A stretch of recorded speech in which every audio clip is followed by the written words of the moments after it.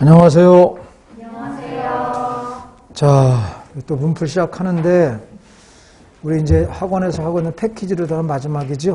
최종 모의고사형이고 아마 이게 끝나면 우리 이제 동형 모의고사를 갖다 실시해야 되겠죠. 이제 동형 모의고사는 그때 가서 설명도 하겠지만 문제를 가져와서 여러분에게 한 15분 내지 20분 주어지고 현장 분위기처럼 보는 거예요. 이렇게 최종 점검이라고 하십니다. 그래서 최종 점검 이전에 모의고사를 통해서 여러분 실력을 좀 업시켜 놓고 실상 시험 보기에 앞서서 이제 여러분이 복습하셔서 실력을 올려놓을 수 있는 게 그렇게 많은 시간 없으니까 좀 자기가 실력이 부족하다고 좀 뜸뜸이 보지 말고 실력이 부족한 만큼 좀 더 자세하게 좀 보겠다는 마음을 가지고 그런 자세 갖고 임하셔야 됩니다. 자, 바로 진행하겠습니다. 1회 보죠, 1회. 다음에 주장을 한 인물에 대한 관련된 정적 사건을 옳은 것. 여러분들이 미리 풀어왔기 때문에 선생님이 그 지문에 대해서는 다 읽지는 않습니다. 핵심적인 누구를 갖다 알려주는 거 핵심적인 거 보는데 제시된 자료를 보면은 이제 누구냐면은 우리가 정암집이라고 나왔죠. 정암하면 조광조를 말하는 거예요. 그래서 조광조가 중종에게 이렇게 좀 정치를 갖다가 좀 개혁 정치를 해야 됩니다 하는 것을 말하고 있는 거예요. 그래서 제시된 주장한 게 조광조니까 조광조와 관련된 정청 사건하면 이제 사화일 텐데, 그죠?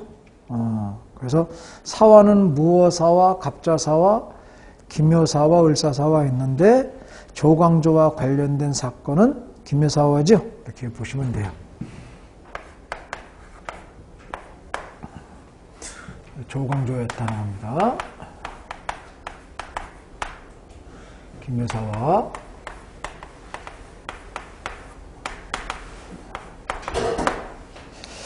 자, 선택지 1번을 보면 이극돈, 유저강 등이 김종직의 조의제문을 문제 삼아 일어나게 되었다. 이건 사화 중에서 무슨 사화에 해당돼?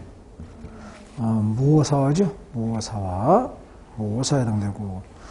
2번, 김일성, 정해천 등 많은 사림이 사형되거나 유배됨으로써 영남사림이 크게 몰락하였다. 이거는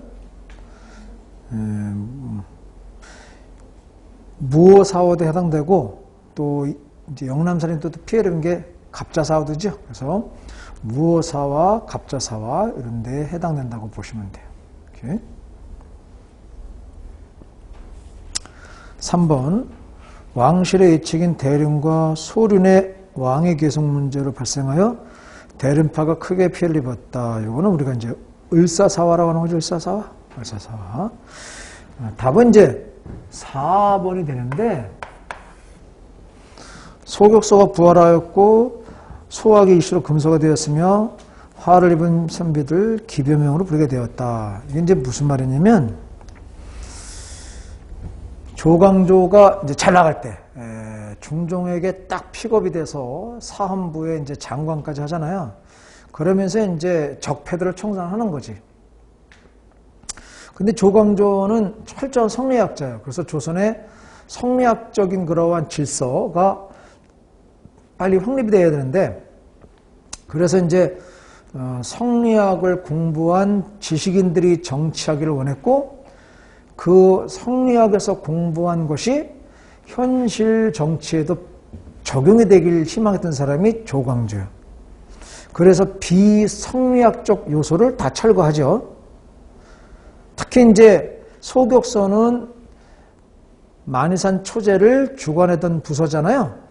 근데 초제라고 하는 것은 동양에서 허락된 것은 중국의 황제만이 할 수 있는 거예요. 왜냐하면 황제가 천자니까. 그러면 중국 중심의 세계관을 볼 때 주변국은 중국에 속했기 때문에 하늘에 제사 지내면 안 되는 거예요. 근데 우리 조선은 중국과 관계없이 단군 조선의 후예잖아요. 그래서 단군 조선이 만이산에서 하늘의 제사를 지냈다는 전설이 있는 거야. 그래서 이제 만이산 초제도 있는 것이고 소격서가 소격서를 두어서 그런 걸 주관하는 것이지. 근데 이제 조광조 같은 경우는 이게 다 성리학적 요소에 안 맞는다고 생각을 하는 거지. 이런 거 보면 성리학자도 이해가 안 가는데, 왜냐? 성리학자들은 자기들이 공부한 게 그거다 보니까 그렇게 이제 생각이 굳어졌겠지. 자, 그래서 그가 제거된 다음에 흥구파들이 조광조의 개혁정치, 조광조의 흔적을 지우기 시작하는 거야. 그래서 소격서도 부활했고, 소학을 굉장히 강조했지. 소학 일찍 금지시켰고, 특히 향약 있죠. 향약도 일시 금지시키지. 그런 것이 바로 조광조의 기묘사와 관련된 내용들이다. 이렇게 볼 수가 있겠습니다. 이렇게. 2번. 조선시대의 지방행정조직에 대한 설명으로 바른 것. 뭐, 조선시대 지방행정하면 이제 팔도, 그죠? 부목군현, 이렇게 편제되어 있고, 뭐, 모든 군현에 지방관 나갔고, 뭐, 이런 게 기본적으로. 그래서 이제, 이런 지방관들을 감시하기 위해서 암행어사를 내보냈고, 뭐, 이런 게 기본이잖아요.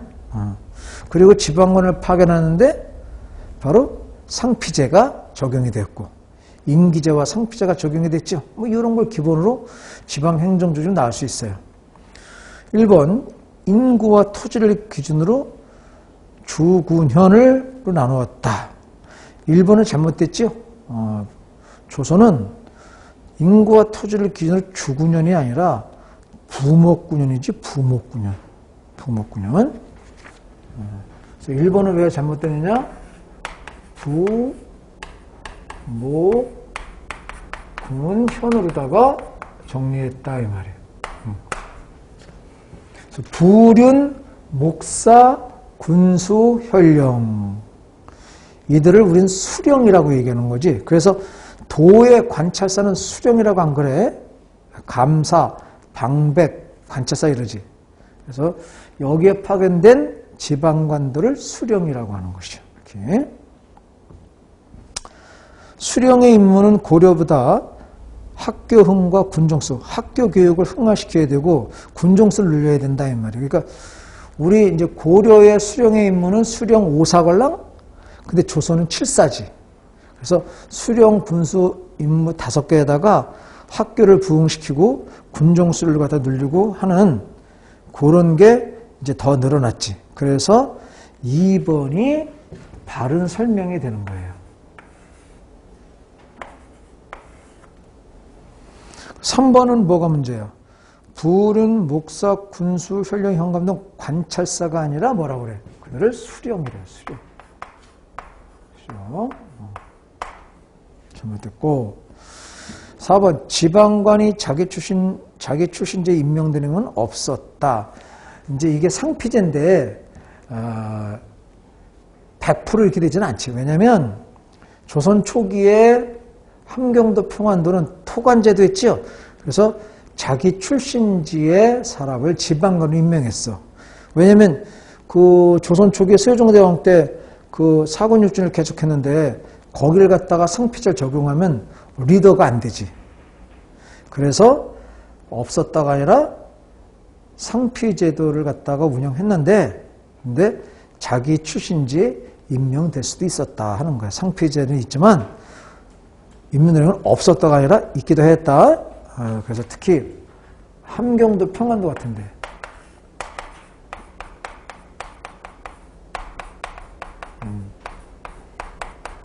왜 토관제도를 갖다가 여러분이 들 수 있어요. 토착 세력을 관리로 임명했다 말이에요. 세조 이후에 가서 많이 토관제도 보완도 했지만 상피제를 원칙으로 하지만 되기도 하였다. 그래서 없었다. 이렇게 단정지으면 안 된다. 이 말이에요. 그래서 역사에서 뭐를 단정지으는 것은 잘못된 거예요.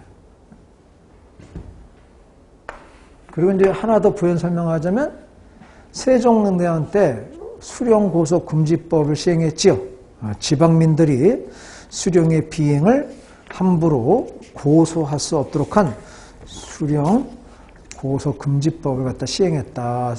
왜냐면 이제 그 아버지 태종 때 지방민으로 하여금 수령의 비행을 고발하라 이랬걸로 이제 신문고 같은 거 마련하면서, 근데 그 확인되지 않은 사실이 아닌 게 막 고발이 올라오는 거예요. 그러니까 수령이 업무를 수행할 수 없잖아요. 그렇죠? 막 고발이 들어가니까. 그래서 세종대왕이 강상죄, 반역죄, 확실한 이런 게 아니면 수령을 갖다가 고소한 일을 금지했어요. 이렇게. 그래서 수령 고소 금지법이라고 해요. 그런 정도 하나 생각해 주면 될 것 같습니다. 3번. 다음 정책이 시행된 시기에 사실로 옳은 것. 제시된 자료 보니까, 자, 소금, 세력과 소금을 생산의 이익을 보고 있대. 그래서 상적창, 도용 및 여러 궁원들이, 가진 업무를 모두 관청, 그러니까 그 소금을 개인적으로 운영했는데 그걸 다 관청으로 속하고 의염청을 만들어서 바로 소금 염전을 관리하도록 하였다. 그래서 서로 파고 사는 자는 그 죄를 엄단하니라. 이런 얘기잖아요. 그러니까 이거는 뭐냐면 국가가 소금 전매 제도를 하겠다 이 말이야.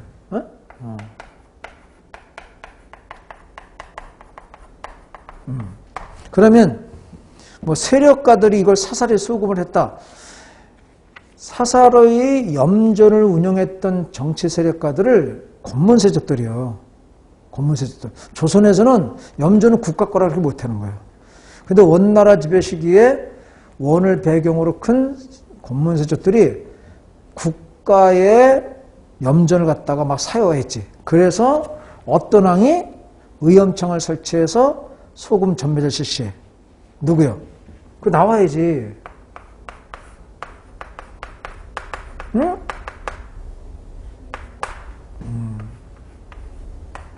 충선왕이죠, 충선왕. 충선왕. 자, 그래서 제시된 자는 이제 우리가 고려 시대라는 걸 알 수 있죠, 고려 시대. 그러면 이제 우리가 고려 거의 말이죠, 고려 후기 말 이렇게. 그러면 철제 1번 철제 농교가 널리 보급되기 시작하였다. 이거는 고대 국가지요. 5, 6세기. 예, 5, 6세기. 그래서 1번은 고대 사회. 삼국시대. 그래서 시기적으로 5 내지 6세기경에 철제 농이 널리 보급되었다. 그래서 이제 농업의 생산이 크게 증대되는 거죠. 2번 밭농사는 조부리 콩 2년생 널리 행해졌다. 이건 어느 시대?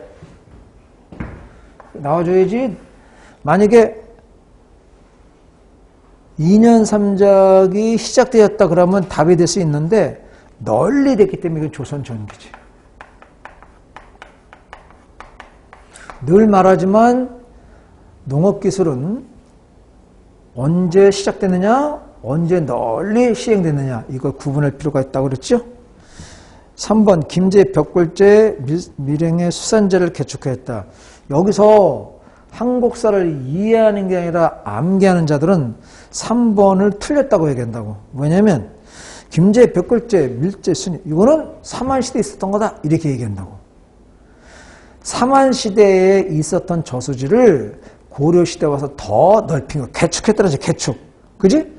그러니까 3번이 답이다 이 말이에요. 3번. 자, 4번 같은 경우는 4번은 해동, 활구, 해동, 통부 이렇게 나오는데 우리가 이런 것들은 고려 중기지, 고려 전기지, 쑥종이니까.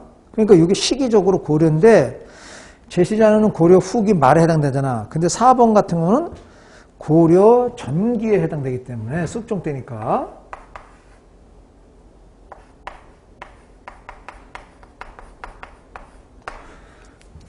그래서 답은 3번이 답이 된다 이 말입니다.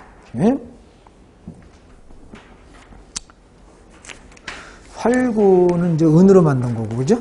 이렇게. 3번 같은 경우는 암기하는 학생들의 그러한 화점을 노려본 거예요. 다음의 입장이 정책에 반영된 시기의 사실이 아닌 것.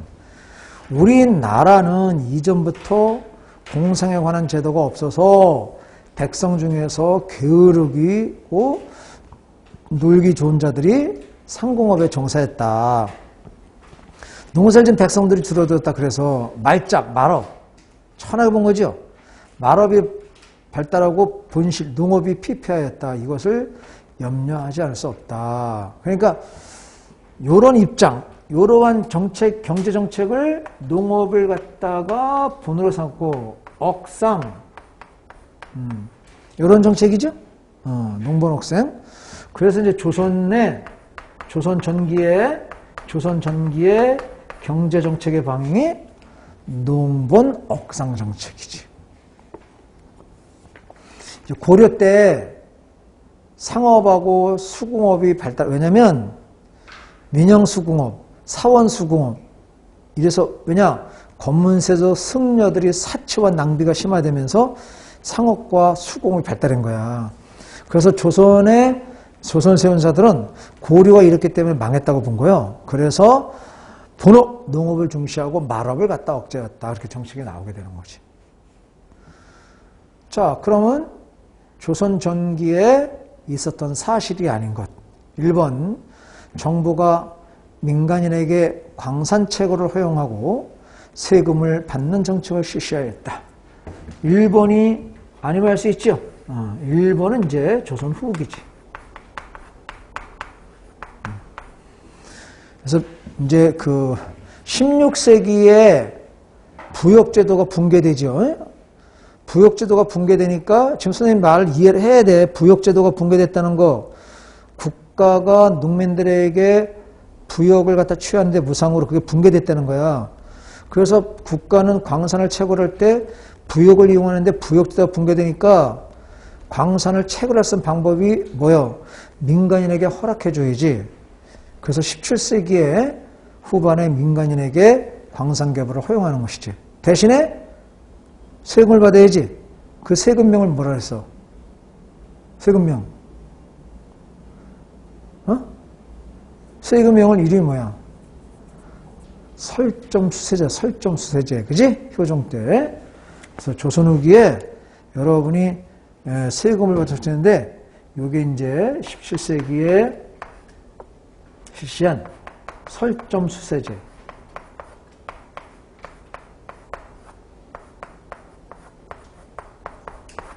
효종 때. 자, 1번을 제한 나머지 맞는 거죠. 이렇게 관영수공업, 공장제, 또 농사직설, 금형잡로, 그리고 화폐 유통에 부진하여 쌀 무명이 거래에서 사용되었다. 그래서 화폐는 있었으나 바로 자급자족적인 경제 생활이 있기 때문에 쌀, 포목 같은 게 활용됐다 그랬죠. 자, 그 이제 제시된 자료는 누구의 그림은 정도전의 글이에요. 정도전.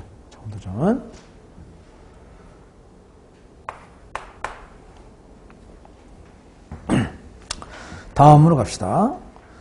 다음과 관련 있는 신앙에 대한 설명으로 바른 것. 제시된 자료, 내 마음이 곧 내 마음이다. 그죠? 오심죽 여심. 그리고 여러분 그런 걸 봤을 때 하늘님 나오고 내 마음이 내 마음이다. 이렇게 봤을 때 우리가 뭐임을 알 수 있어? 그렇죠. 동학임을 알 수 있다.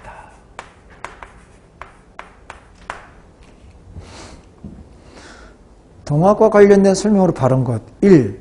최재우는 혹세무민 제목으로 광화문 앞에서 처형되었다. 최재우가 여러분이 죽었잖아요. 근데 이제 혹세무민자로 죽었는데 광화문 앞에서 죽었냐 하는 건데, 이건 왜 이제 이건 잘못된 거걸랑? 광화문이 아니라 대구의 가명에서 처형돼. 이거 선생님 설명한 적이 있는데, 자, 최재우가 동학을 창제해서 활동한 시기가 안동김 씨가 권력을 잡았을 때야. 자, 그런데 이제 최재우가 동학을 만들라고 경상도를 중심으로 펼치니까 중앙정부에 올라갔겠지. 그래서 중앙정부에서 최재호를 잡아서 중앙으로 이송하라 그랬단 말이야. 그 이제 그렇게 해서 최재호가 잡혀갖고 대구의 가명 감찰석에 오해했는데 바뀐 거 정권이 누구를 홍성군으로. 그래서 홍성군이 야, 뭘 서울까지 오게 하냐? 그냥 거기서 죽여. 그래갖고 광화문이 아니라 대구 가명에서 처형된 거예요. 이런 상황에서. 그래서 일본은 잘못된 거고.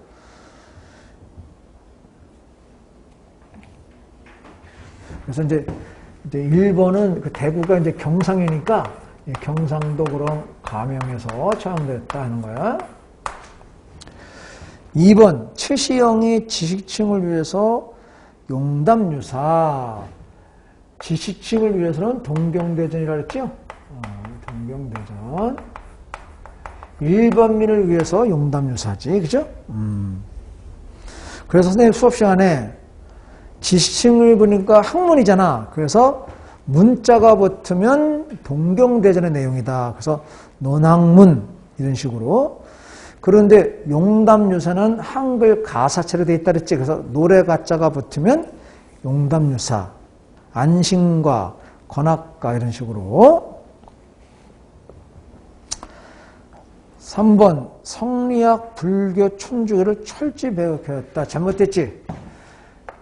단점은 버려버리고 장점을 수용했죠. 그래서 일부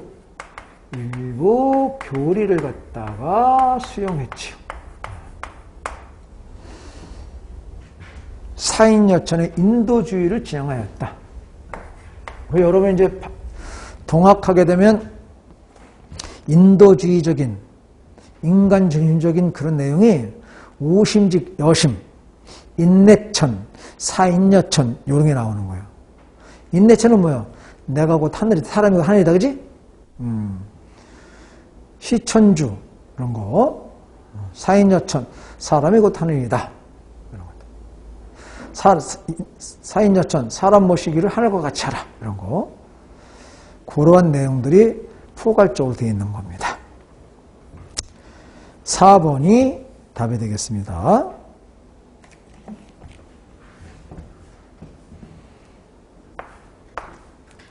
6번. 이제 천주교가 도시의 중인층과 부녀자층으로 도시를 중심으로 확산해 갔다면 동학은 농민을 중심으로 농촌에서 확산해 갔어요. 그런 차이가 있다는 점도 이해하시고.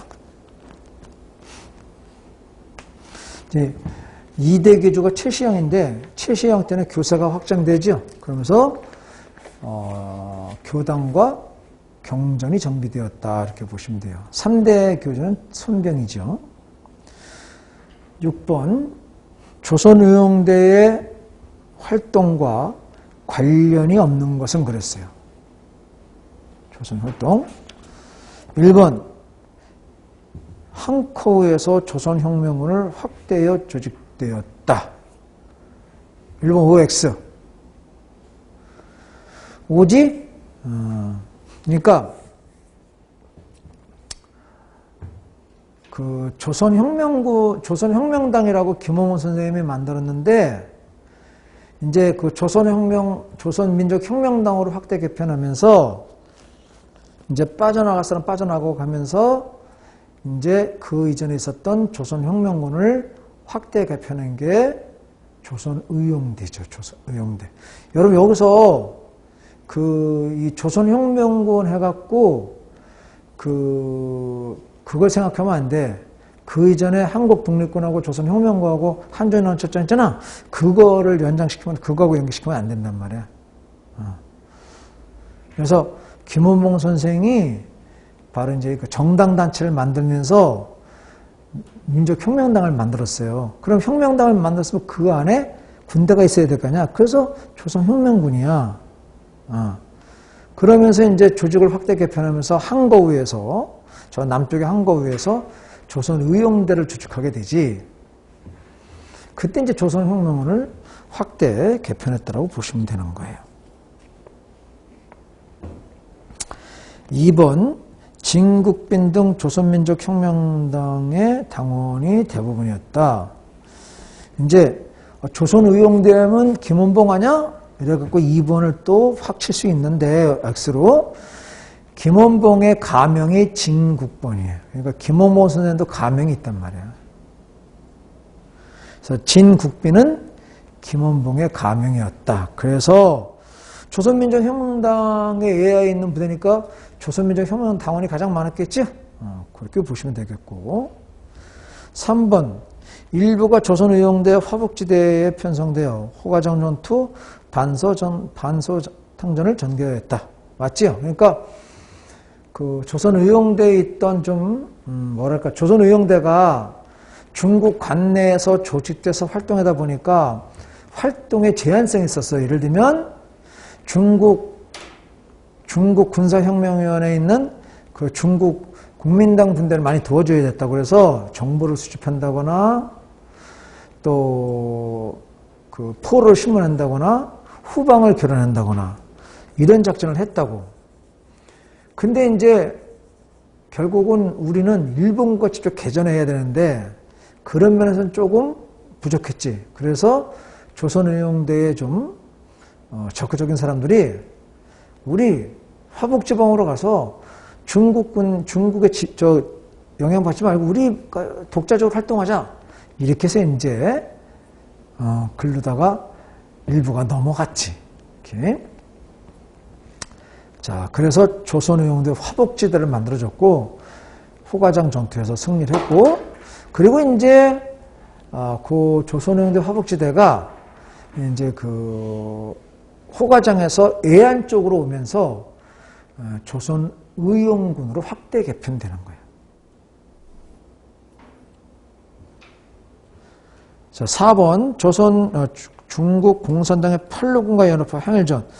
우리가 이제 그 4번은 조선의용군에게 관련있죠. 그죠?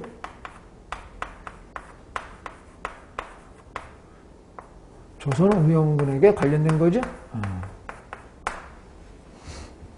조선의용대는 여러분 아시다시피 한국 광복군에 편입이 되죠. 그러나 화북지대에 있었던 조선의용군은 한국 광복군의 편입을 거부하고 그 지역에서 중국의 팔로군과 연합해서 계속 일본과 전쟁을 하게 되고, 광복 이후에는 북한으로 가서 인민군이 되었다. 이렇게 정리하시면 됩니다. 조선의용대는 한국 광복군에 합류했고 해방 후에는 국군이 됐다 이 말이에요. 그렇게 보셔야지. 자, 여러분은 이제 그렇게 정리해 드릴 수 있었어요. 7번.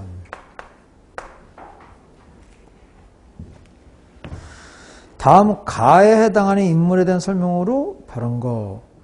왕이 망건당을 짓고 학문연구원으로 줄금을 삼았다. 일단 이제 충선왕이 왕자리에서 내려오고, 그지?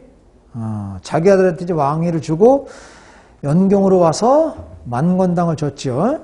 여기는 이제 원나라의 성리학자들, 요수, 연복, 보맹부 등이 여기 있었고, 또 고려에서도 학자들이 왔겠죠. 그래서 만건당에서 이런 원나라의 성리학자들과 학문을 교류한 고려의 대표적인 지식인은 누구예요? 누구? 이재현을 말하는 거죠. 이재현. 그렇죠? 그래서 이재현은 그들과 어울리면서 학문이 더욱 진보되었다. 그럼 이재현에 대한 설명으로 여러분이 이제 바른 것 그랬어요. 1번 해동공자라는 칭송을 들었으며 고려 유학의 수준을 한 정도 높였다. 이건 누구야? 이건 고려 중기 사람이요. 해동공자, 문헌공도, 최충이 최충. 1번은 바로 최충. 문헌공. 그래서 이분의 이름을 딴 게 문헌공도 이러죠. 이렇게. 2번 정통의식과 대명분을 강조하는 역사서를 저술하였다. 그러니까 이 성리학자들은 성리학적 사관이 각해서 쓰지요. 그러니까 성리학적 유교 사관의 포인트가 대명분과 정통의식이지, 그지? 그래서 이제 그의 역사책이 사략인데, 이거는 이제 현존하지 않고 여기에 실린 사론만 현장해야 돼, 사론. 그래서 이재현의 사략에 영향을 받은 사람이 누구요? 정도전이요, 정도전. 그래서 정도전 고려국사가 그 영향을 받은 거라고. 그래서 성리학적인 유교사관은 뭐냐? 대명분과 정통의식을 내세우는 거예요. 옳고 그름을 굉장히 강조하지. 그죠? 명분도 강조하고. 그래서 이재현은 명분에 입각해서 예를 들어서 그 유교적인 도덕 정치를 실현하는 왕을 굉장히 평가를 좋게 했고, 사치와 낭비를 가져온 왕들은 혹평했지요. 그게 왜냐? 이러한 대명분이 입각해서 그래. 그 정도전 같은 경우는 바로 뭐예요? 조선의 건국의 정당성을 찾았는데 그게 대명분, 정통의식을 간. 그래서 고조선의 것은 정통을 단 것을 찾은 것이고, 대명분, 고려가 이렇게 부패했기 때문에 새로운 나라를 세운 건 옳은 일이다. 이렇게 나오게 되는 것이지. 거기까지. 2번이 답이에요. 3번. 훗날 동방의 조라고 칭호를 들을 만큼 뛰어난 성리학자였다. 그러면서 이제 이분의 스승이 말하기를, 이색이 말하기를, 이 사람이 중얼중얼대는데 다 옳은 얘기다 이러잖아. 바로 누구요? 그렇지. 정몽주죠, 정몽주. 4번 정몽주, 정도전, 공부 등을 가리켜 성리학을 더 확산시켰다. 이들의 스승 이색. 그 이제 이러한 정몽주, 이색, 정도전 다 그 집안은 할아버지, 아버지들이 바로 그 지역의 향리였던 거예요. 향리. 향리로서 과거에 합격하면서 바로 이렇게 정치에 나오게 된 거지. 그래서 신진사덕은 집안이 향리 출신이 엄청 많았다. 자, 8번으로 가보시게요.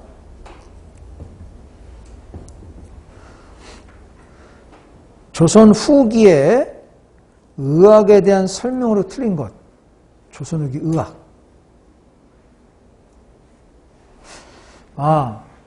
부연 설명할 거 하나를 머리에 스쳐갔는데, 이재현의 사략은 고려시대 왕들의 업적을 평가한 거예요. 그래서 고려의 왕건 태조지, 태조. 태조로부터 쑥종 때까지 치적을 정리한 겁니다. 태조로부터 쑥종 때까지 치적을 정리한 것이다. 이렇게 보시면 돼요. 자, 8번으로 가시게요. 조선 후기 의학에 대한 설명이 틀린 것. 조선 후기라는 시제가 주어졌어요. 1번 실질적인 치료를 시도하여 실증적인 의학이론과 임상일치에 주력하였다.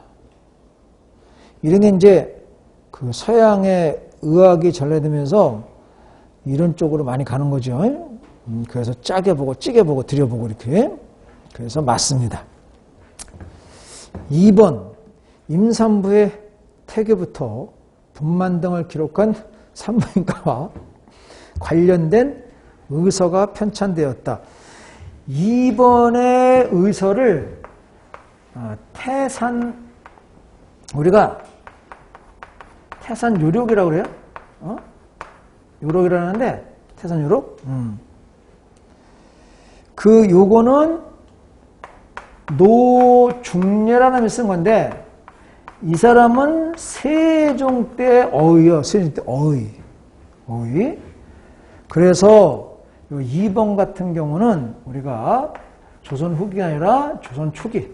조선 그런 초기의 의서에 해당됩니다. 이렇게. 실제 선생님이 이렇게 문제 낸 이유는 2번을 꼭 알려낸 게 아니라 1번, 3번, 4번이 정확히 조선 후기라는 걸 알면 되는 거지. 3번, 정약용 나오면 조선 후기지, 고민할 게 뭐 있어. 박제가와 더불어서 처음으로 종두법을 연구 실험하였다. 그게 이제 마과했던 것 같은데 실리는 거 아닙니까? 이게 종두방사해갖고. 4번, 서양의학이 당연한 거지. 서양의 의학, 이건 조선 후기 들은 거예요, 총을 통해서. 서양의학이 전래되어 인체의 해부학적 구조에 대한 보다 정밀한 지식을 얻게 되었다. 그래서 여러분이 2번은 바로 세종 때 어회를 지낸 노중래가 쓴 태산요록이라고 하는 것이었다. 여기서 단순히 우리가 암기해야 될 거 몇 가지 확인해 보면 조선 전기의 의서 중에서 여러분이 이제 향약 채취원령, 세종대왕 때 향약 채취원령, 향약 집선방, 의방유치, 이게 편찬된 순서를 알려준 거예요. 그런 거 좀 봐야 되겠고, 그리고 이제 여러분 거기 태산요록이라는 것도 좀 그렇게 강조되진 않아요.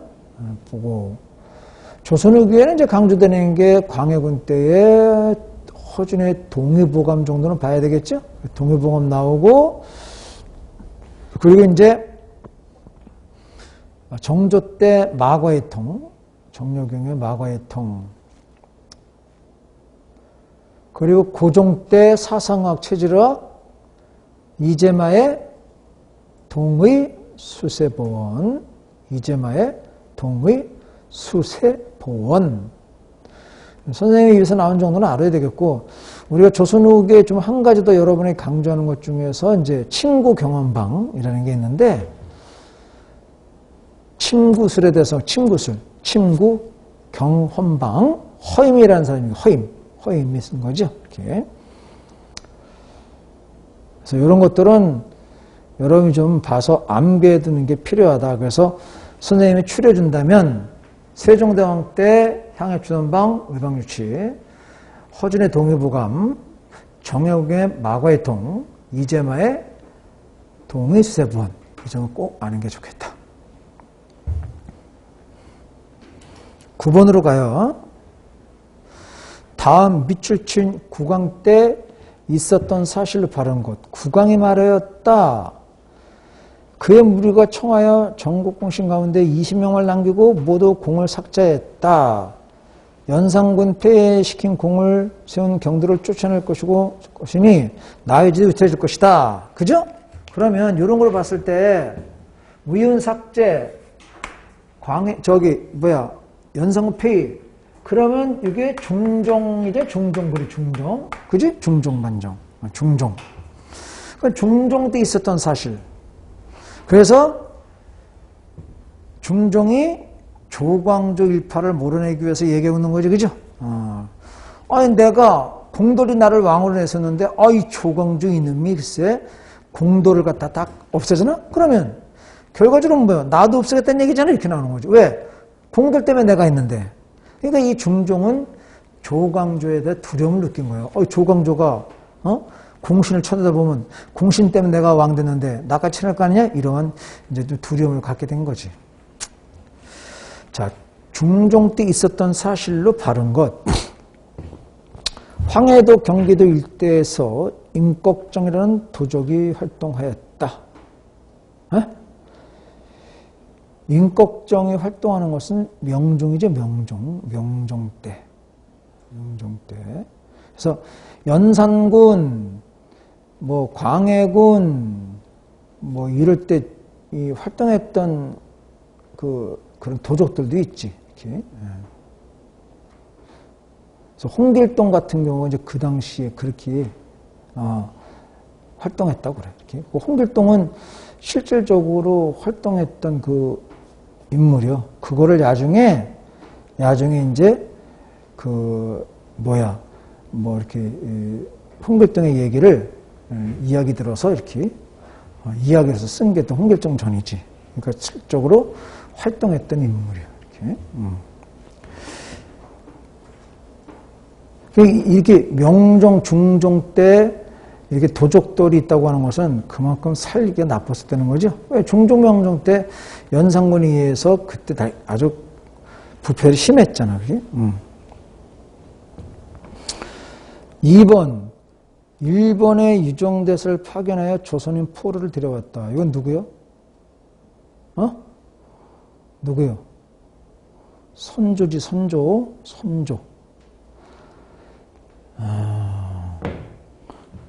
파견해서 삼형대사를 보내갖고 일본이 정말 임진왜란에 대해서 뭔가 반성하고 있는가 이런 걸 보는 거잖아. 왜냐면 도요토미 히데시가 죽고 도쿠가와 이에야스 막부가 들어섰는데 도쿠가 이에야스는 임진왜란에 반대했던 사람이야. 그래서 이제 그가 정권을 잡으면서 나는 정말 원치 않았었다. 조선의 진정성을 보여줘야 될 거 아니야.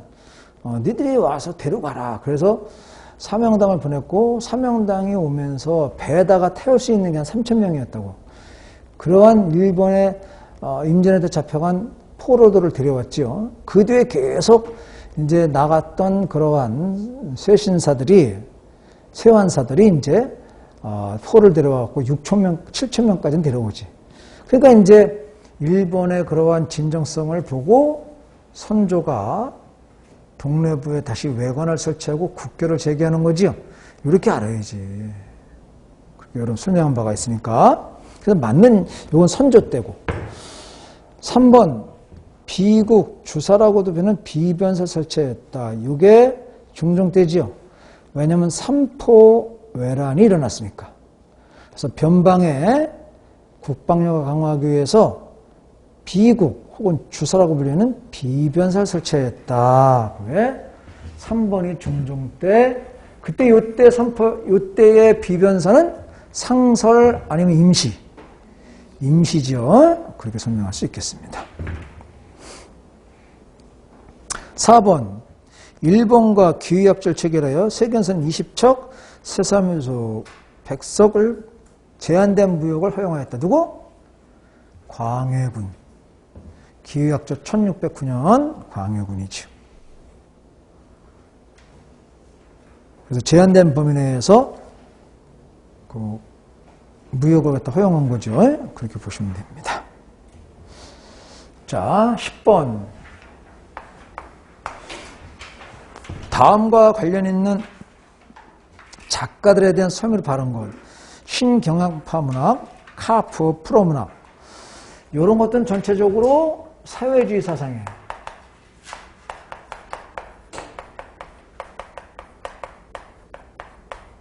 사회주의 사상에 영향을 받은 거죠.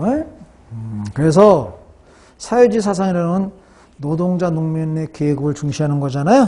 그러니까 문화활동을 통해서 자본가들에게 억압받고 수탈당하고 자본가들에게 노동요금 떼먹고 지주들에게 수탈당하고 있는 노동자 농민 계급을 갖다 우선시하는 거란 말이에요. 그 영향을 받는 거죠. 그래서 문학의 사회적 기능을 강조했지. 어떤? 바로 지주로부터 소작인 농민이 보호받고 자본가로부터 노동자가 보호받고 이런 기능을 강조한 거지. 자, 그러면 1번 심은 윤동주 유륙사 등이 대표죠. 우리가 이분들은 빼앗긴 데도 보면 오는 거 나오잖아. 이분은 바로 민족의 저항, 항일운동 이런 걸 내세운 거죠. 그래서 바로 여기에 대표적인 게 아니에요. 이분들은 민족주의 그러한 저항 그러한 그 문학을 시를 갖다 해쳤던 분들이고 이분들은 아니다. 그러면 이 당시에 이러한 신경학파 문학의 대표적인 문학인들은 이기영, 심화 이런 분들이 대표적입니다.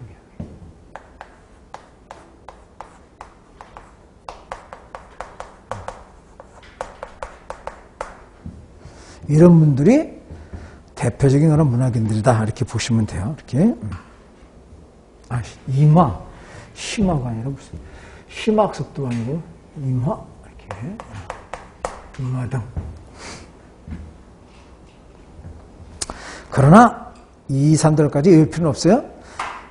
이 앞에 나온 지금 시문 264 이분들은 바로 민족주의 그런 시인이면서 항일문학을 했던 사람들이다 이렇게 보면 돼요. 2번 대동아 공영 건설을 적극 홍보했다. 여러분이 대동아 공영이란 뭔지 알죠? 이 뜻이 일본을 중심으로 해서 아시아가 동맹해야 된다는 거야. 일본이 종족으로 해서. 그러면은 이런 걸 갖다 건설 적극 홍보 그런 것은 뭐예요? 바로 친일문학들이 친일문학. 그래서 2번 이거는 친일문학이다. 친일문학. 그래서 문학계에서 서정주라든가 우리가 뭐 이광수, 최남선, 노천명, 모윤숙 많은 사람들이 그래서 이들이 할 수 있는 건 뭐냐? 강연과 이런 걸 통해서 우리나라의 젊은 청년들이 이 전쟁에 나가도록 강요했던 것이지. 3번 문화활동을 통해 계급의식을 고취하고자 했다. 3번의 답이죠. 아까 얘기했죠? 그래서 이들은 문화활동을 통해서 계급의식을 고취해서 이제 뭐랄까 정치 의식을 갖다가 하여튼 투철한 그러한 문화운동을 전개했다. 그러니까 정치 의식을 많이 이제 투철한 정치 의식을 갖다가 그래서 사회주의자들은 정치 의식이 투철했다. 정치 의식이. 그 어떻게 투철했냐? 노동자와 농민 계급의 의식을 갖다가 이제 통해서. 그래서 사회주의 이런 문학인들은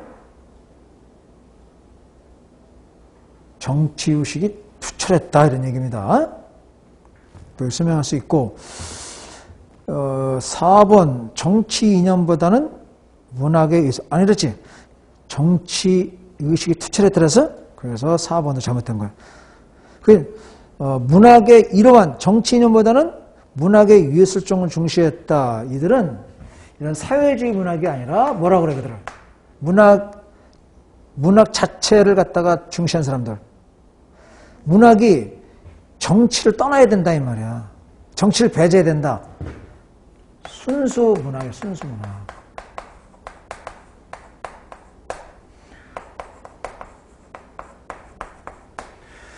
이게 왜 그러냐면 선생님이 그랬잖아. 3.1운동 이후에 어떻게 되겠어? 국권 피탈 이후와 3.1운동 딱 직후에 보면은 우리 민족주의 그런 문학인들이 문학활동을 통해서 저항의식 또 사회주의자는 비판의식 이런 걸 막 이게 뭐야 다 문학인들의 정치활동이잖아. 그지? 그러니까 역사계에서는 역사가 정치활동으로 이용되면 안 된다. 이 예술계에서는 문학과 예술이 정치로 활용하면 안 된다. 이래서 역사에서는 순수 학문으로 역사학과, 문학계에서는 순수 문학으로서의 문학활동이 전개됐잖아. 그치? 자, 그래서 역사학에서는 실증사학이 나오는 것이고 문학계에서는 순수 문학이 나오는데 정지용의 향수 같은 게 대표적이다. 이렇게 했잖아, 여러분에게. 지금 선생님이 설명하는데 저거 못 알아듣겠다. 이러면 바로 일제시대의 문학과 예술활동을 제대로 공부 안 한 거야. 선생님이 20년대를 중심으로 해줬잖아. 강조했잖아. 그로 나온다 그랬잖아. 자, 그래서 요 사회주의 영향을 받은 문학인들은 극단적인 계급 노선을 추구했고 문학의 사회적 기능을 강조했다. 이렇게 여러분이 알아두시면 되겠죠.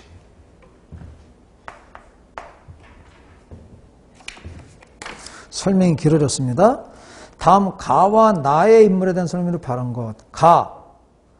하루빨리 자주독립국가를 만들어 하겠습니다. 각 정당이 한 단체를 이루어 자치능력을 위해서 독립 촉성중앙회의를 만들어두고 나오잖아. 그러면 이제 그리고 나는 인민공화국 주석으로 선정하였다니 나는 충청 정부의 사람입니다. 가는 누굴 말해? 이승만이죠?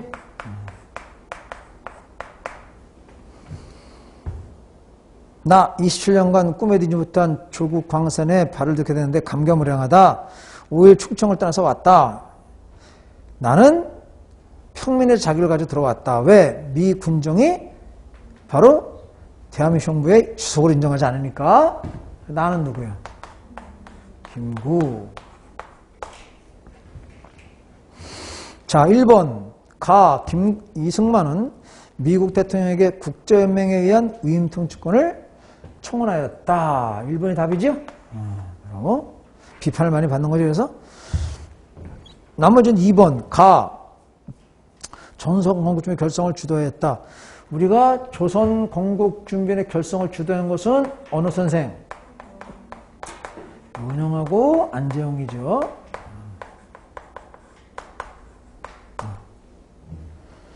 3번. 김구 반민족신출법 기초특별위원회를 참가했다. 여러분이 이게 정확히 모르는 친구들 그래 김구 민족주의자니까 들어갔지 이러면 안 되는 거야. 3번은 왜 잘못했을까? 왜 오답일까? 왜 그럴까? 아니 지금 친일파를 청산한다는데 이 애국주의자 김구 선생님이 거기 왜 의원이 아니야? 왜 아닐까? 이 반민족 위원회는 국회의원이 의원이 되는 거야. 근데 김구 선생님은 국회의원이 아니지. 왜냐면 5월 10 총선거에 참여하지 않았잖아. 그러니까 재원의 국회가 아니란 말이야. 국회의원이. 그래서 여러분이 김구 선생님은 재원의 불참했다 이 말이야. 그러니까 반민족 행위특별위원회 의원이 될 수가 없다고. 이렇게 정확히 알아야지. 4번 가나는 5월 총선거에 불참하였다. 이승만은 적극 참여했고 불참은 누구요? 김구죠? 김구만 불참했다.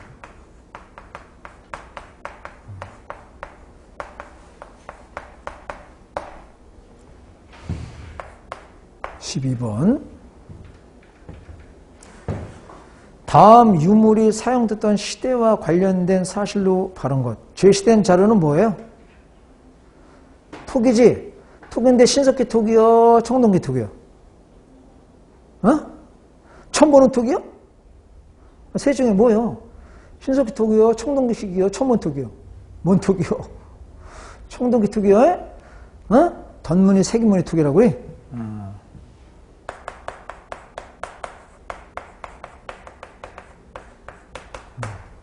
그래서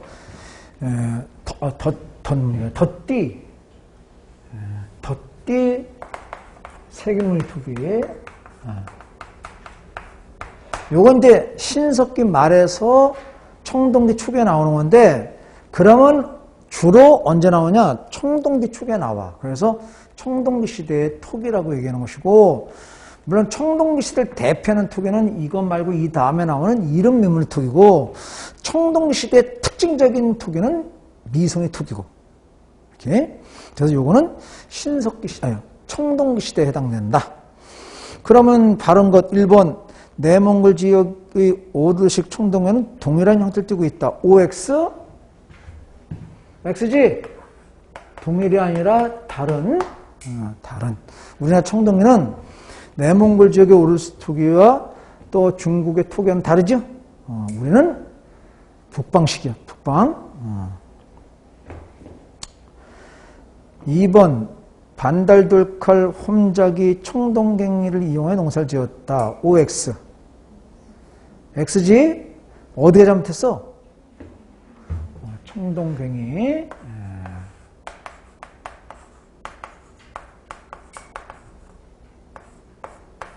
우리나라는 청동기로 만든 뭐가? 농기구가 없어. 철제 농기구는 있지만 청동기 농기는 없다. 3번 농사는 강가의 태적지를 소규모로 경작한 것으로 보인다. 강가의 태적지를 소규모, 이건 어느 시대? 네?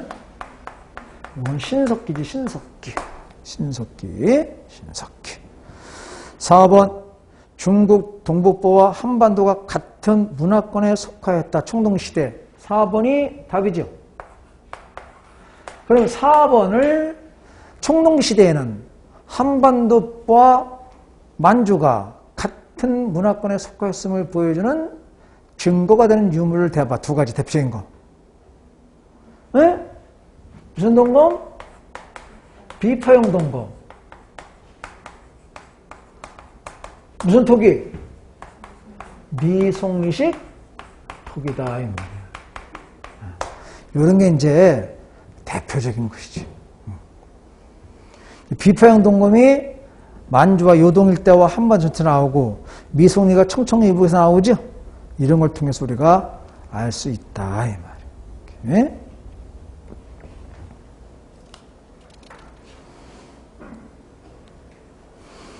자, 그래서 이제 12번의 답은 4번이 되겠고, 13번 쉬운 문제니까 풀고 쉬었다 갑시다. 13번 누구요? 실학자? 딱 나와야지. 박자가랑 나와야지. 이게 아직도 입에 안 붙었으면 큰일 난 거야. 박제가의 북학이. 그래서 여기서 소비를 권장하는 거죠. 절약보다는 소비를 갖다가 권장하고 있다, 이 말이에요. 다른 것, 정조 때 정약용, 유득공, 이동부 등과 함께 귀장관, 검소관으로 등용되었다. 1번이죠? 그래서 서울로서 파격적으로 등용되는 거지. 2번, 지구가 우주의 중심이 아니라 무한우주론. 지금까지는 지구가 중심인데 아니다, 이 말이에요. 이건 누구? 홍대영이죠. 홍대영의 그러한 지전설, 의산문답에서 볼 수 있는 얘기고. 3번, 상인 간의 합작을 통한 대상인의 육성을 주장했다. 상공업 발전에서 누구? 상인 간의 합작을. 그래서 상인들이 합작을 대규모고, 또 상인들이 생산과 판매를 주관한다. 그래서 돈을 벌어야 된다. 돈 벌었으면 자기 주변에 다 집어넣지 말고 지역사회 개발에 참여해라. 학교를 짓고 교량을 건설하고 뭐? 유수원의 우서에서 나오는 거지? 유수원. 응?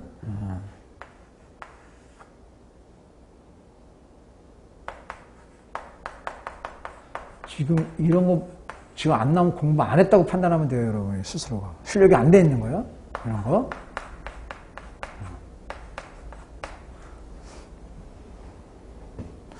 4번, 토지도 개혁을 통한 자연 육성을 정하였다. 이건 뭐 어느 사람 지칭할 수 없고, 그지? 중농학자죠? 유형원, 이익, 정약용 다 해당되는 게 됩니다. 그래서 유형원의 반개수력에서 균전제, 이익은 과거록에서 뭐야? 한전론. 정약용은 여전제와 정전제지요. 경세유표와 전론에서 주장하고 있지. 이렇게 그런 걸 여러분이 이해하시면 되지. 자, 이래서 여러분이 13번까지 받고 잠시 쉬었다가 진행하겠습니다.